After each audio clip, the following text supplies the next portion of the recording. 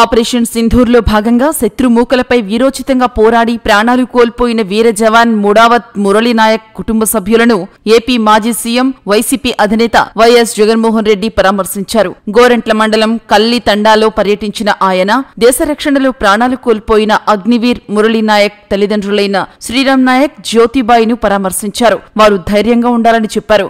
YSR Congress party తరపున మురళీనాయక్ కుటుంబానికి 25 లక్షల రూపాయలు ఆర్థిక సహాయం అందిస్తామని ప్రకటించారు.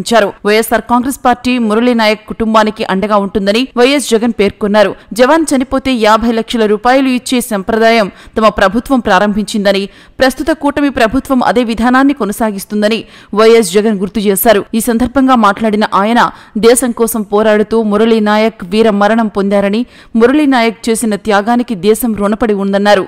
మురళీనాయక్ అందరికీ స్ఫూర్తిదాయకమని, మురళీనాయక్ ఆత్మకు శాంతి చేకూరాలని ఆ భగవంతుణ్ణి ప్రార్థిస్తున్నామని జగన్ చెప్పారు.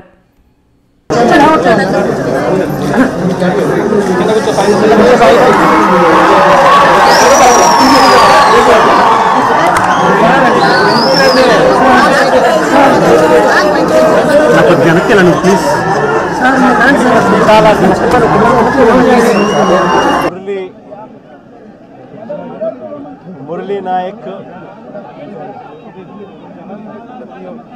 చిన్నవాడైన రాష్ట్రంలో చాలా మందికి పెద్దలకు కూడా తన చావు వల్ల అనేక మంది మిగిలిన అన్నదమ్ములు, అక్కచెల్లెమ్మలకు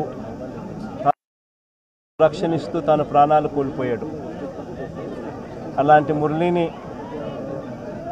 తేడమైతే వెనక్కి తాలేము,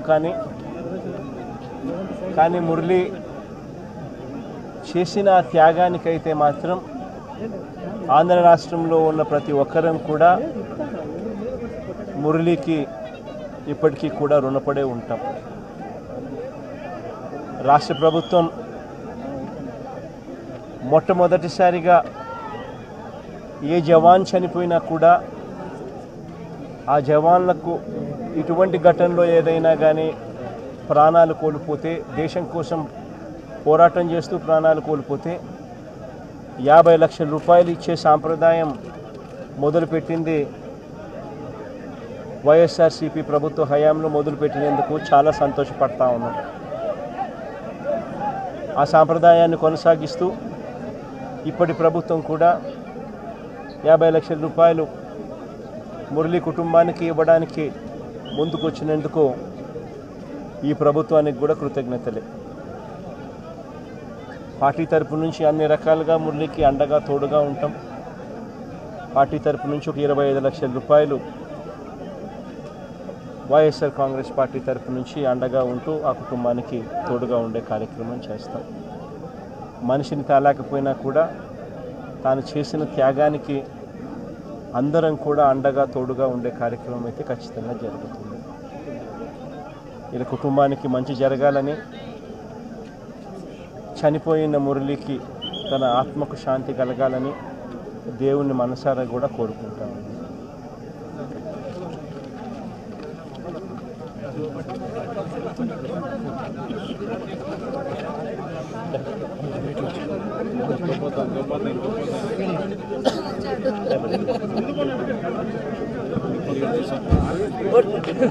కోటి ధన్యవాదాలు సార్.